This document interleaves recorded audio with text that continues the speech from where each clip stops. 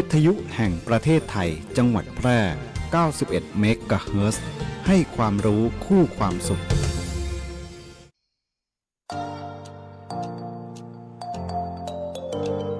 ถ้าคุณกำลังถามตัวเองว่าเรียนอะไรดีที่จบแล้วมีงานทำจริงเรียนอะไรที่ต่อยอดชีวิตได้ไกลกว่าห้องเรียนหยุดคิดไว้ตรงนี้เพราะคำตอบอยู่ที่วิทยาลัยอาชีวศึกษาแพร่ที่นี่เราไม่ได้สอนแค่ให้รู้แต่สอนให้ทำเป็นทำจริงและทำได้ในโลกอาชีพเปิดรับสมัครนักศึกษาใหม่ปีการศึกษา 2569 สำหรับผู้จบม.3 ม.6 และปวช.3 ครบทุกสายที่ตลาดต้องการ ทั้งการบัญชี การตลาด การจัดการสำนักงานดิจิทัล การจัดการโลจิสติกส์และซัพพลายเส้นคหกรรมศาสตร์ อาหารและโภชนาการ แฟชั่นสิ่งทอ ดิจิทัลกราฟิก วิจิตรศิลป์ การโรงแรม การท่องเที่ยว เทคโนโลยีธุรกิจดิจิทัล และเทคโนโลยีสารสนเทศ เรียนได้ตั้งแต่ปวช ปวส จนถึงระดับปริญญาตรี ระบบปกติและทวิภาคี เรียนไป ทำงานไป มีรายได้ระหว่างเรียน ที่สำคัญเรามีสถานประกอบการชั้นนำรองรับการฝึกจริง และมีทุนการศึกษาอีกมากมาย รอคุณอยู่ อยากมีอาชีพ อยากมีอนาคตที่จับต้องได้ เริ่มต้นวันนี้ที่วิทยาลัยอาชีวศึกษาแพร่ เตรียมชีวิตจริงให้พร้อมสู่โลกอาชีพ เรียนจริง ทำได้จริง มีงานรองรับ เพราะความสำเร็จที่ยิ่งใหญ่ เกิดขึ้นได้ที่วิทยาลัยอาชีวศึกษาแพร่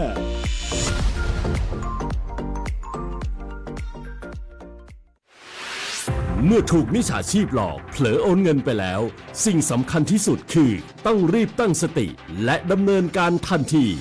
ขั้นแรกรีบโทรหาธนาคารของคุณเพื่อแจ้งระงับบัญชีที่เกี่ยวข้องทันทีขั้นที่ 2 รวบรวมหลักฐานทั้งหมดและไปแจ้งความกับตำรวจโทร 1441 หากมีข้อสงสัยติดต่อธนาคารแห่งประเทศไทยโทร 1213 มีสติไม่เสียสตางค์ย้ำอีกครั้งธนาคารแห่งประเทศไทยโทร 1213 ทำไมท่านต้องโทร 1669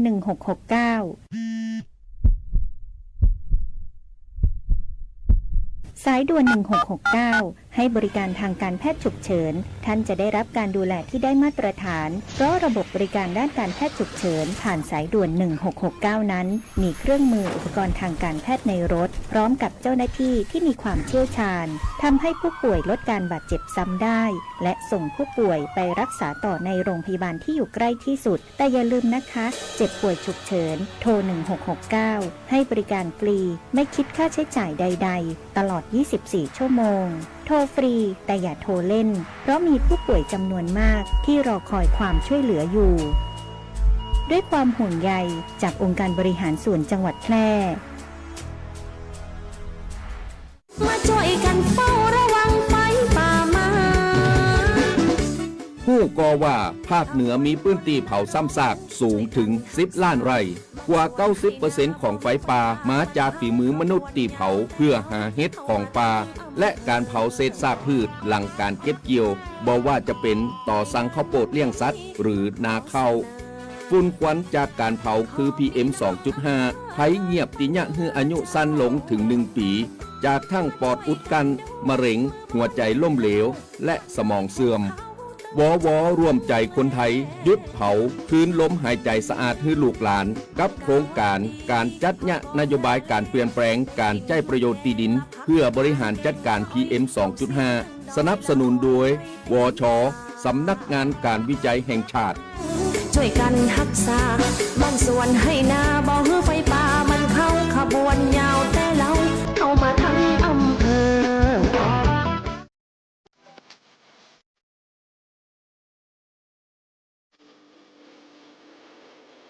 ครับบ่ดื่มบอกครับปลอดภัยตลอดการเดินทางด้วยความห่วงใยจากสวท8 FM 91 เมกะเฮิรตซ์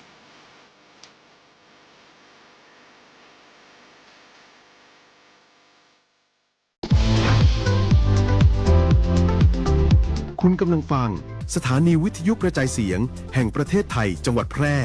FM 91 เมกะเฮิรตซ์ให้ความรู้คู่ความสุข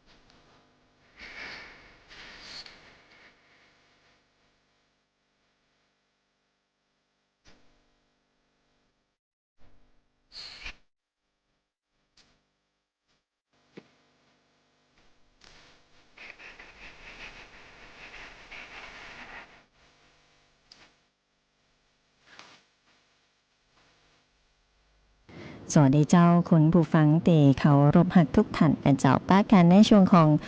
รายการมนใจบ่าย3นะเจ้าก็เป็นประจำทุกวันจันทร์ถึงวันศุกร์นะเจ้าในช่วงเวลา 3 โมงไปจนถึง 4 โมงเนาะก็อยู่กับน้องปุ๋ยพิรุณพรแสงสร้อยนะเจ้าในข้อมูลข่าวสารที่เป็นประโยชน์แล้วก็ผลงานเพลงเพราะๆนะเจ้าเฮือความฮู้กูความสุขนะเจ้าทักทายคุณผู้ฟังที่อยู่ตั้งบ้าน FM 91 เมกะเฮิรตซ์ด้วยนะเจ้าวิทยุออนไลน์รวมไปถึงต่างหน้าเพจ Facebook Live เนาะอยู่ด้วยกัน1ชั่วโมงตรงนี้ก็มีข้อมูลข่าวสาร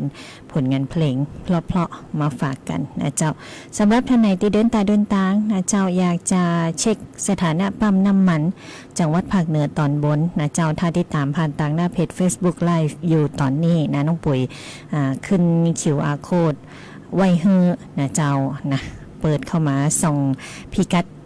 สถานะปั๊มน้ำมันกันได้เนาะจังหวัดภาคเหนือตอนบนนะบอกว่าจะเป็นเจียงใหม่เจียงไฮ้ลำปางลำปูนพะเยาน่านแปนะเจ้าขึ้น QR Code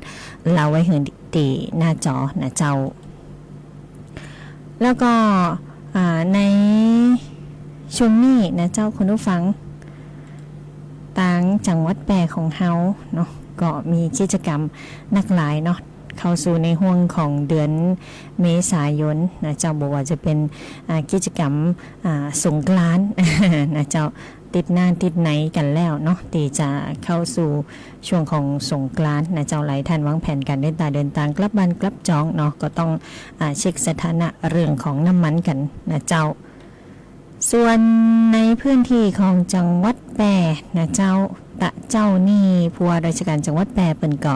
ประกอบพิธีเนื่องในวันตีระลึกพระบาทสมเด็จพระนางเกล้าเจ้าอยู่หัว31 มีนาคม 2569นะเจ้าก็จัดกิจกรรมกันที่หอประชุมที่ว่าการอำเภอเมืองแปรนะเจ้าเป็นการประกอบพิธีวางพานพุ่มจุดเครื่องทองน้อยแล้วก็กล่าวสดุดีน้อมรำลึกในพระเกียรติคุณของพระบาทสมเด็จพระนางเกล้าเจ้าอยู่หัวนะเจ้าก็จัดกิจกรรมกันไปเนาะพระองค์ทรงปกครองประเทศด้วยพระปรีชาสามารถนะเจ้าแล้วก็ทรงเสริมสร้างกำลังในการป้องกันราชอาณาจักรเนาะก็โปรดให้สร้างป้อมปราการตามปากแม่น้ำสำคัญต่างๆแล้วก็หัวเมืองชายทะเลมีพระปรีชาทั้งด้านความมั่นคงด้านการคมนาคมนะเจ้าแล้วก็ด้านการทำนุบำรุงพระพุทธศาสนาการศึกษาสังคมสงเคราะห์แล้วก็การก้ากับต่างประเทศแล้วก็ศิลปกรรมนะเจ้าคุณผู้ฟังแล้วก็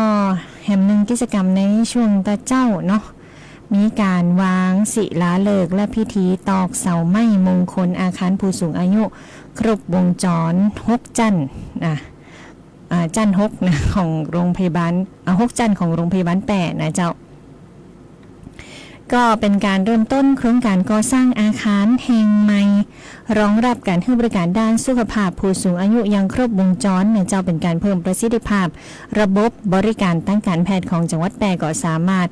รองรับจำนวนผู้สูงอายุเพิ่มขึ้นได้อย่างเพียงพอนะเจ้าแล้วก็ช่วยให้ผู้สูงอายุรวมไปถึงผู้ป่วยในภาวะฉุกเฉินเข้าถึงการรักษาได้อย่างรวดเร็วแล้วก็มีคุณภาพนักยิ่งขึ้นนะเจ้า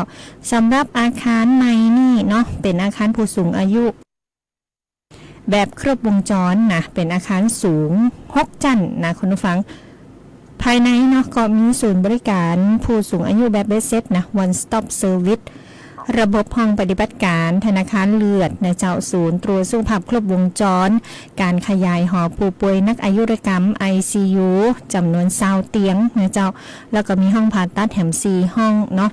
เพื่อสาธารณสุขตีสำคัญของจังหวัดแปรบ้านเฮาแล้วก็รองรับการเข้าสู่สังคมผู้สูงอายุอย่างสมบูรณ์นะเจ้าช่วยเพิ่มศักยภาพในการดูแลรักษาผู้ป่วยยกระดับคุณภาพชีวิตของประชาชนในพื้นที่ให้ดียิ่งขึ้นแล้วก็มีกำหนดแล้วเสร็จในช่วงของเดือนมิถุนายน 2570 นะเจ้าก็มีกิจกรรมกันไปตาเจ้านี่เนาะก็เป็นข้อมูลข่าวสารนะที่มาฝากกันในช่วงแรกกันนี่นะเจ้าเดี๋ยวไปฟังเพลงเพราะๆกันก่อนแล้วก็ยังคงมีข้อมูลข่าวสารมาฝากกันอยู่เจ้า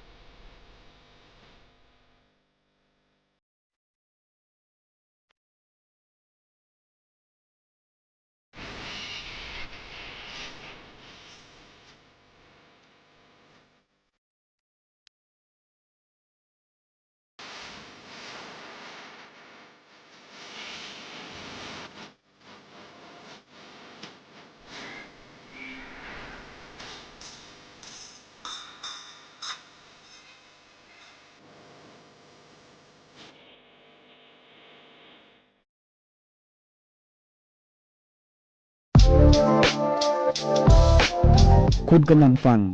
สวทแพร่ FM 91 MHz กรมประชาสัมพันธ์สถานีเพลงเพราะ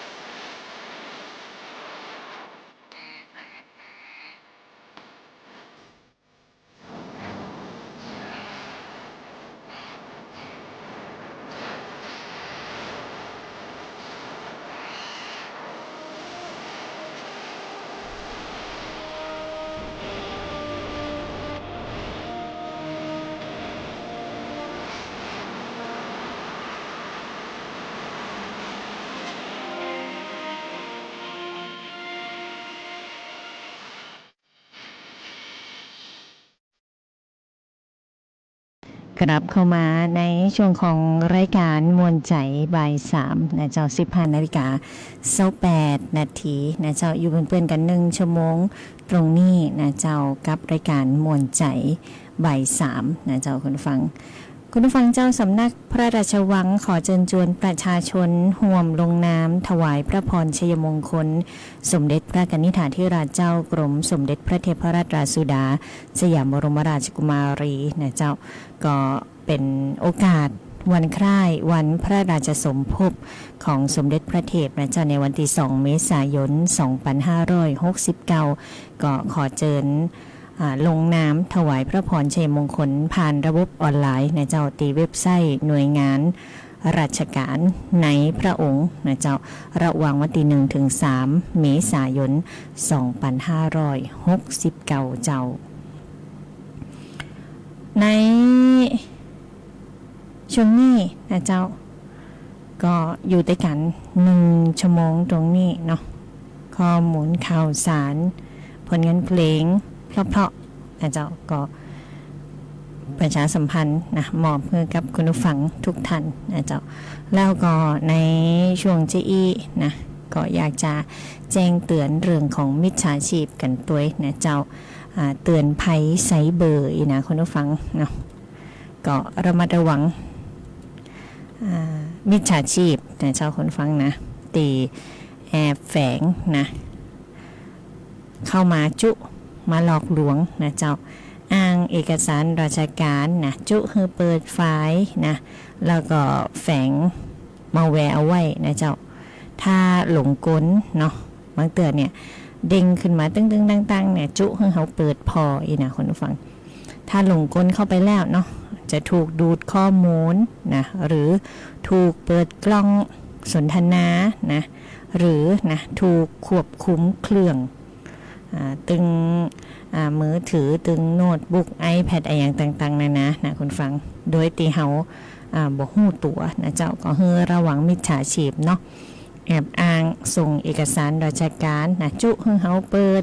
เอกสารพอนะก็บดีลงเจือนะเจ้าเอกสารตีส่งมาบ่ได้ตรวจสอบอย่างนี้นะก็บดีกดเข้าไปนะอาจจะถูกดูดข้อมูลอาจจะถูกควบคุมหรือเฮาเนี่ยบ่ฮู้ตัวนะเจ้าคนฟังนะเปิดเข้าไปดูดข้อมูลต่างๆของเฮานะเข้าไปดูดแอปเงินแอปอย่างต่างๆเนาะคุณผู้ฟังนะเพราะฉะนั้น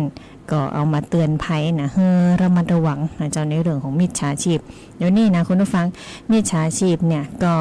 จะจุจะหลอกจะลวงนะโดยตีเปลี่ยนกลอุบายนะเปลี่ยนกลยุทธ์ไปนะผ่องก็ไปจุคนเท่าผ่องนี่นะไปจุเฮือเปิ่นโอนสตังค์นะไปคมคูนะเกิดอาการกลัวเกิดความกลัวอีเนาะอาจจะไปจุว่าไปผิดกฎหมายอันนั้นอันนี้เนาะโอนสตังค์มาจะได้หายอาจจะได้บ่แจ้งความอย่างอีเนาะบ่เป็นคดีบ่เป็นอะไรอย่างอีนะก็ระมัดระวังนะเจ้าคนฟังนะเดี๋ยวนี้เนาะไว้ใจบ่ได้นะมิจฉาชีพนักมาหลากหลายรูปแบบเนาะก็จะต้องเตือนคุณผู้ฟังกันอยู่มันเนาะช่วงนี้นะเจ้าอากาศค่อนข้างร้อนนะคุณผู้ฟังก็ระมัดระวังเรื่องของการจมน้ำเนาะอย่างที่หันข่าวนะอะไรเล็กละอ่อนป้ากันไปเล่นน้ำนะเจ้าเสียชีวิตโมนะคุณผู้ฟังบอกหัวน้ำลึกอีเนาะภาษาละอ่อนนะใครเล่นน้ำห้อนอีนะจวนกันไปเล่นน้ำปัดตาผู้ปกครองน้อยเดียวกำเดียวนะเจ้าก็ยากให้เกิดเหตุที่บอกขาดฝันขึ้นนะเจ้าเพราะฉะนั้นเนาะในช่วงปิดเทอมเจอีเนี่ยดูแลบุตรหลานของท่านให้ดีนะเจ้าก็ต้องแจ้งต้องเตือนนะบ่ดีไปเล่นน้ำคนเดียวนะบ่ดีไปไหนไกลนะอาจจะเป็นอันตรายได้นะเจ้าแม่กระทั่งคนใหญ่เองเนาะอากาศร้อนนะเจ้าก็ระมัดระวังเรื่องของการจมน้ำตัวเนาะคนใหญ่เนี่ยก็จะสอบไปเล่นน้ำเหมือนกันละนะแล้ว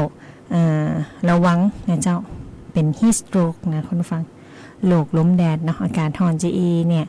ใครที่ยะการกลางแดดกลางแจ้งนะเจ้าควรที่จะพักเข้าห่มมันเนาะในช่วงบ่ายๆจีอีอากาศกำลังร้อนนะเจ้าสัก4 โมง 5 โมงเดี๋ยวก็ออกไปหาใหม่ก็ว่าใหม่นะเจ้าเพราะว่าช่วงของเที่ยงถึงประมาณ4 โมงเนี่ยเป็นช่วงที่อากาศจะร้อนจัดนะคุณผู้ฟัง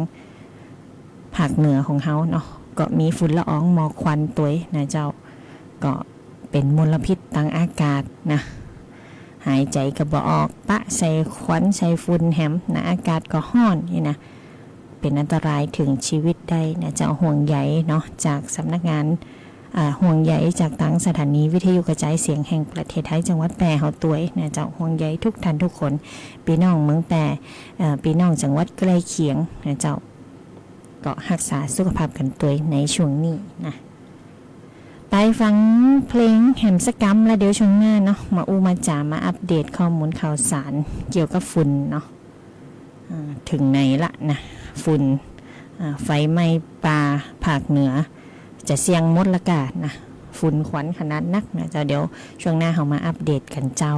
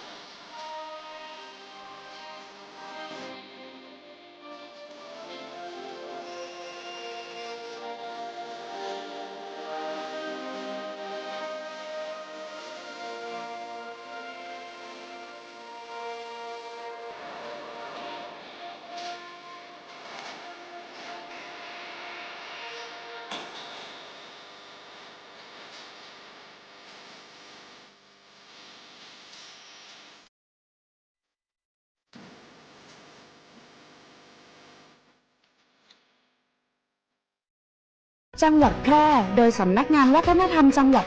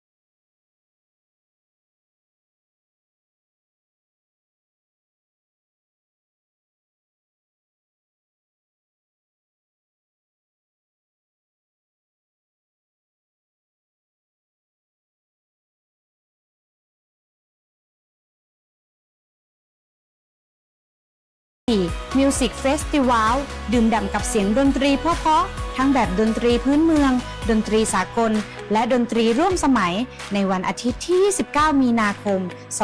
2569 ณ สนามศูนย์เรียนรู้การป่าไม้สวนรุกขชาติเชตวัน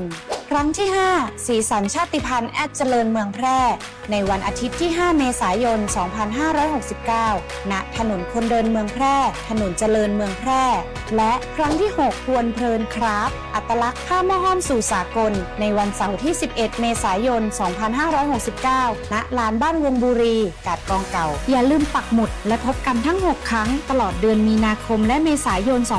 2569 นี้ลานวัฒนธรรมสร้างสรรค์แพร่ Creative Craft and Folk Art จังหวัดแพร่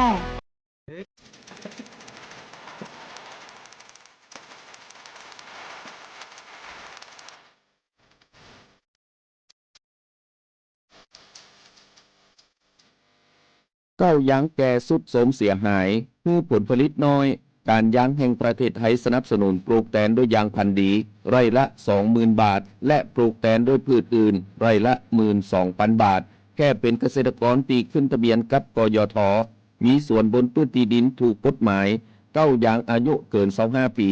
ยื่นกำขอได้ตามสิทธิ์เลือกรูปแบบปลูกแตนทั้งปลูกยางพันธุ์ดีไม่ยืนต้นเศรษฐกิจ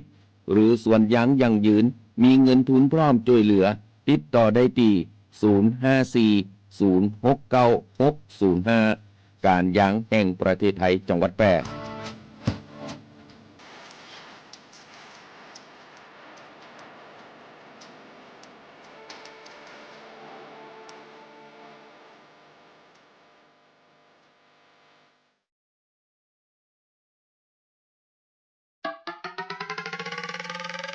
มีที่ดินเป็นกรรมสิทธิ์ของตนเองไม่เป็นปัญหาทอส.เปิดให้กู้ยืมเพื่อที่อยู่อาศัยไม่ว่าจะปลูกสร้างอาคารซื้ออุปกรณ์สิ่งอำนวยความสะดวกเพื่อประโยชน์ในการอยู่อาศัยหรือจะกู้เพื่อชำระเบี้ยประกันชีวิตคุ้มครองสินเชื่อผ่อนชำระไม่น้อยกว่า3 ปีและไม่เกิน40 ปีโดยอายุผู้กู้รวมกับระยะเวลาที่ขอกู้ต้องไม่เกิน70 ปีอัตราดอกเบี้ยที่แท้จริงตลอดอายุสัญญาสินเชื่อปลูกสร้างที่อยู่อาศัยบนที่ดินของตนเองสินเชื่อสำหรับลูกค้าปลูกสร้างที่อยู่อาศัยบนที่ดินที่เป็นกรรมสิทธิ์ของตนเองสนใจแอดไลน์ GHB Buddy ทอส.แพร่โทร 054-621-490-5 หรือสอบถามเพิ่มเติมธนาคารอาคารสงเคราะห์ใกล้บ้านมาช่วยกันเฝ้าระวังไฟป่าไม้ ผู้ก่อว่าภาคเหนือมีพื้นที่เผาซ้ำซากสูงถึง10 ล้านไร่กว่า 90% ของไฟป่ามาจากฝีมือมนุษย์ตีเผาเพื่อหาเห็ดของป่าและการเผาเศษซากพืชหลังการเก็บเกี่ยวบ่ว่าจะเป็นต่อสั่งข้าวโพดเลี้ยงสัตว์หรือนาข้าวฝุ่นควันจากการเผาคือ PM 2.5 ภัยเงียบติญะฮืออายุสั้นลงถึง1 ปีจากทั้งปอดอุดกันมะเร็งหัวใจล้มเหลวและสมองเสื่อมวร่วมใจคนไทยหยุดเผาคืนลมหายใจสะอาดให้ลูกหลานกับโครงการจัดยะนโยบายการเปลี่ยนแปลงการใช้ประโยชน์ที่ดินเพื่อบริหารจัดการ PM 2.5 สนับสนุนโดยวช.สำนักงานการวิจัยแห่งชาติช่วยกันรักษาบ้านสวนให้นาบ่ให้ไฟป่ามัน บวนยาวแต่เราเข้ามาทั้งอำเภอ จากสถิติของทางการพบละออนไทยเสียชีวิตจากการจมน้ำจำนวนมากทุกปี โดยเฉพาะในช่วงหน้าห้อนผู้ปกครองควรใส่ใจและดูแลเด็กๆอย่างใกล้ชิดควรสอนเด็กให้ว่ายน้ำเป็นรู้วิธีเอาตัวรอดจากการจมน้ำควรสวมใส่อุปกรณ์ป้องกันการจมน้ำขณะลงเล่นน้ำเรียนรู้วิธีช่วยคนจมน้ำเช่นตะโกนขอความช่วยเหลือโยนอุปกรณ์ให้คนจมน้ำยื่นอุปกรณ์ให้คนตกน้ำจับและเตือนเด็กเสมอถึงอันตรายทางน้ำเช่นอย่าใกล้แหล่งน้ำเพราะอาจลื่นล่มพลัดตกลงไปในน้ำใดอย่าเก็บสิ่งของที่ตกลงไปในน้ำเองควรแจ้งผู้ใหญ่ให้ช่วยเก็บอย่าก้มหรือชะโงกลงไปในโอ่งน้ำตุ่มน้ำถังน้ำเพราะอาจหัวทิ่มลงไปในน้ำใดพบเห็นคนตกน้ำแจ้งสายด่วนกู้ชีพกู้ภัย1669ทันทีด้วยความห่วงใยจากผู้ว่าราชการจังหวัดแพร่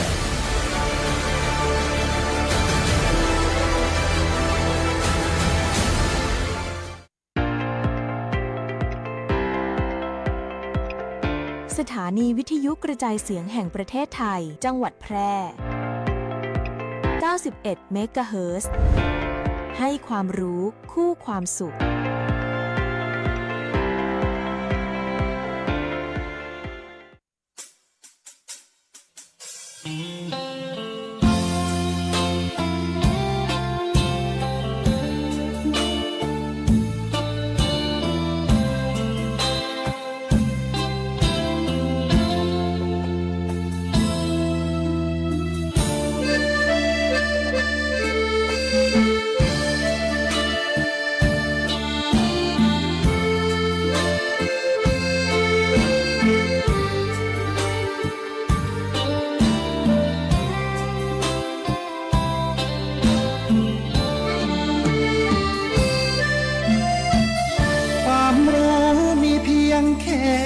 ชั้นป .4 แต่หนุ่มสุพรรณคนนี้เดินขึ้นเวทีซุปเปอร์สตาร์ฟ้าดินปรบมือพอได้ยินชื่อสายันสัญญาจากเด็กบ้านนอกคอกนามาเป็นราชาลูกทุ่งบ้านนอกในกรุงบ้านทุ่งแดนไกลฝากเพลงไปคอยรับใช้ในทุกซอกใจนะอาป้าลุงเสียงมีมนต์ครั้งคอยส่งกำลังแรงใจบำรุงปลอบขวัญแรงงานในกรุงกล่อมทุ่งพลึกพงดงดอนรักน้อยน้อยแต่ขอให้นานนานบ่อยครั้งครับท่านถ้อยคำหวานที่แฟนรอคอยสายันจึงไม่รับฟ้าตลอดเวลาชื่อยังเลิศลอยปีเคลื่อนเดือนคล้อยโลกยังคอยจดจำสัญญาความรู้มีเพียงแค่ชั้นป .4 แต่หนุ่มสุพรรณคนนี้ยังยึดเวทีซุปเปอร์สตาร์ร้อยหน้าตำนานจะเล่าขานทุกความเป็นมานักเพลงผู้ปิดแผ่นฟ้าสายันสัญญาขวัญใจคนเดิม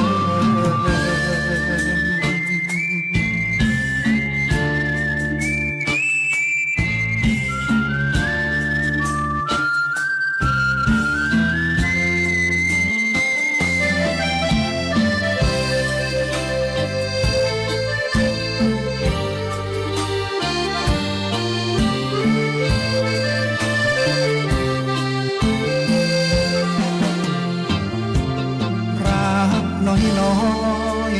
แต่ขอให้นานนานบ่อยครั้งครับท่านถ้อยคำหวานที่แฟนรอคอยสายันจึงไม่รับฟ้าตลอดเวลาชื่อยังเลิศลอยปีเคลื่อนเดือนคล้อยโล กยังคอยจดจำสัญญาความรู้มีเพียงแค่ชั้นป .4 แต่หนุ่มสุพรรณคนนี้ยังยึดเวทีซุปเปอร์สตาร์ร้อยหน้าตำนานจะเล่าขานทุกความเป็นมานักเพลงผู้ผิดเงินฟ้าสายันสัญญาขวัญใจคนเดิมมิตรเพลงมอบใจศรัทธาสายันสัญญาขวัญใจคนเดิม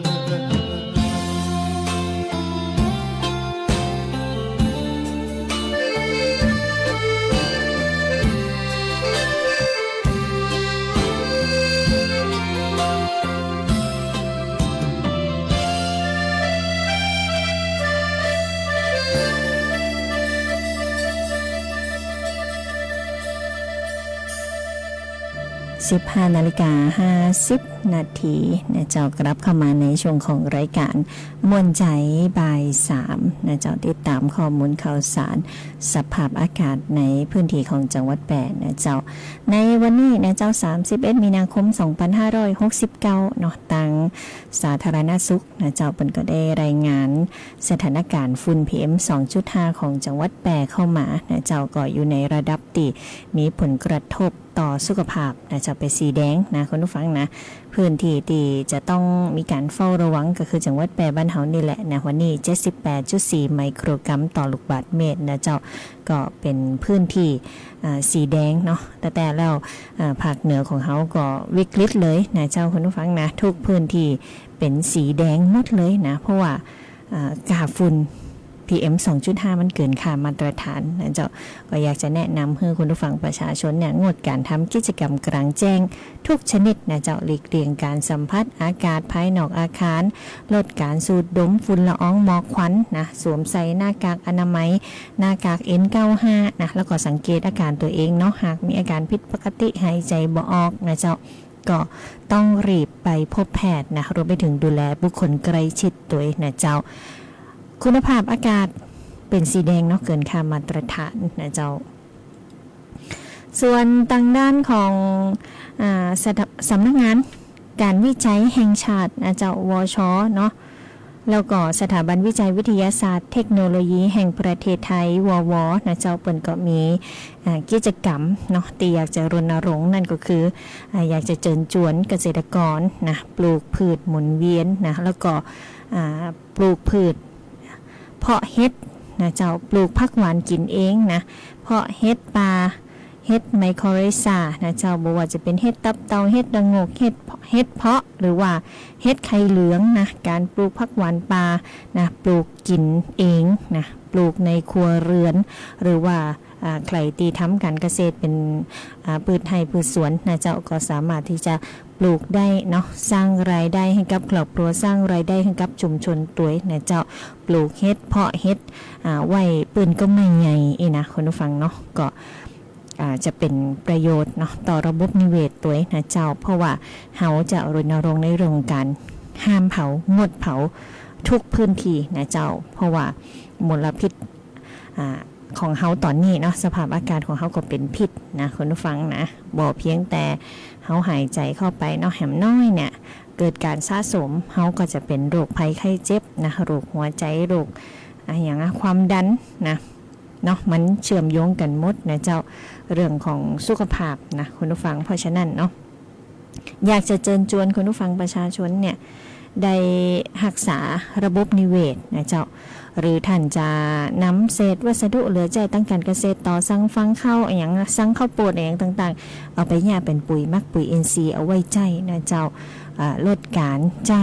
ปุ๋ยเคมีเนาะที่มันเป็นอันตรายต่อระบบนิเวศนะต่อดินต่อน้ำนะตึงวันเนี่ยมีหลายอย่างนะเจ้าคุณผู้ฟังนะอันอย่างก็เป็นพิษเป็นภัยไปหมดเนาะเขาต้องช่วยกันนะความสะอาดของระบบนิเวศนะเจ้าเขาจะบ่อยากทำลายเนาะ ก็ต้องช่วยกันก็เริ่มได้ตีมนุษย์เท่านี่แหละนะตังวชนะเจ้ามีการแถลงผลการดำเนินการในการแก้ไขปัญหาวิจัยนวัตกรรมในพื้นที่ของเจียงไฮ้แล้วก็พะเยาเนาะเป็นมุ่งเป้าอนาคตประเทศไทย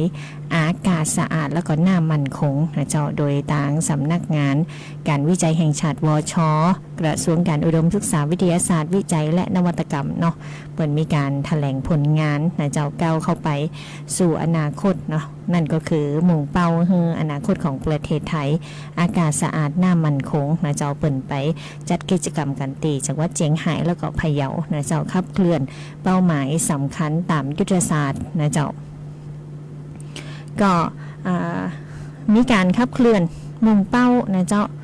ผ่านการนำเอาผลงานวิจัยนวัตกรรมไปแก้ไขปัญหาในพื้นที่อย่างเป็นรูปธรรมนะไม่ว่าจะเป็นความท้าทายปัญหาฝุ่นละออง PM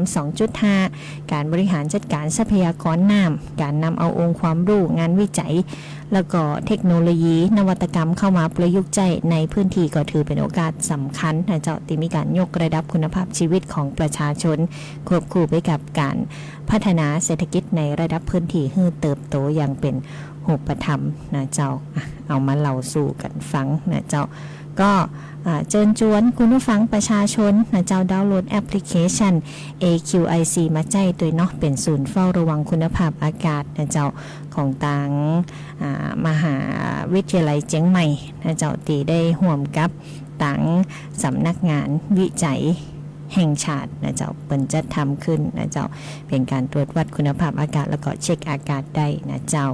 ก็เอามาฝากกันเนาะข้อมูลข่าวสารในช่วงใต้รายการนี้ขอบคุณทุกการติดตามรับฟังนะเจ้าเฮาก็ปะกันจันทร์ถึงศุกร์เนาะ 15:10 นาทีถึง 16 นาฬิกาโดยประมาณนะเจ้าขอบคุณแฟนรายการตั้งบ้านตั้งหน้าปัดวิทยุ FM 91 เมกะเฮิรตซ์ตั้งวิทยุออนไลน์นะเจ้าทักทายปิสุรีราชทักทายปรีกันตัวนะก็ทุกท่านทุกคนเนาะบอกว่าจะติดตามตั้งไหนนะเจ้าก็ได้รับทราบข้อมูลข่าวสารที่เป็นประโยชน์รวมไปถึงผลงานเพลงเพราะๆกันตัวเจ้าวันนี้ทักทายปีอุดรแหมกัมนะเจ้าวันนี้รายการของเฮาก็หมดเวลาลงแล้วนะเจ้าขอบพระคุณทุกท่านทุกคนเนาะส่งท้ายผลงานเพลงเพราะๆจนจบรายการนะเจ้าปะกันใหม่วันพุธวันนี้น้องปุ๋ยลาไปก่อนสวัสดีเจ้า